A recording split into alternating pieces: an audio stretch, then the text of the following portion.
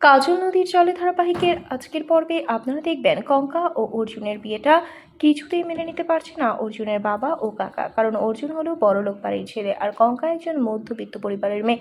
এদিকে সমু মনে মনে বলছে, কঙ্কাকে এভাবে ঠকানো আমার উচিত হয়নি। আমি বন্ধুত্ব রাখতে গিয়ে কঙ্কার ভালোবাসাকে জলঞ্জলি দিচ্ছি। এদিকে বাড়িতে অনেক অতিথি কঙ্কাকে অনেক উগ্র ব্যবহার দেখছে এবং উপহার দিচ্ছে। এই দেখে কঙ্কার শ্বশুরমশাই তার বড় ছেলেকে বলছে, সব উপহার আমার আত্মীয় স্বজনরা দিচ্ছে, কিন্তু মেয়ের বাড়ির পক্ষ থেকে তো কিছুই আসেনি। এদিকে কঙ্কার ননদ তিতলি কোনো মতেই কঙ্কা অর্জুনের বিয়েটা ঠিকভাবে মেনে নেয়নি, এই জন্য সে কঙ্কার সাথে কোনো কথাই বলছে না।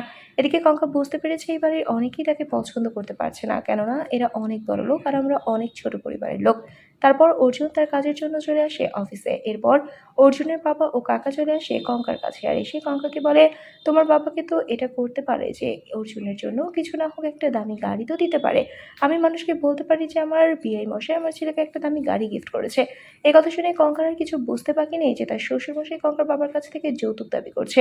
তাহলে কি এবার বাড়ির বউ হয়ে অর্জুনের ছোট কাকা এবং বাবাকে আচ্ছা মতো শিক্ষা দিবে কঙ্কাবতী? বন্ধুরা, আজকের পর্ব নিয়ে আপনাদের কি মতামত জানিয়ে দিন কমেন্ট করে। নিয়মিত সিরিয়ালের আপডেট পেতে আমাদের চ্যানেলটি সাবস্ক্রাইব করে সাথেই থাকুন। ধন্যবাদ।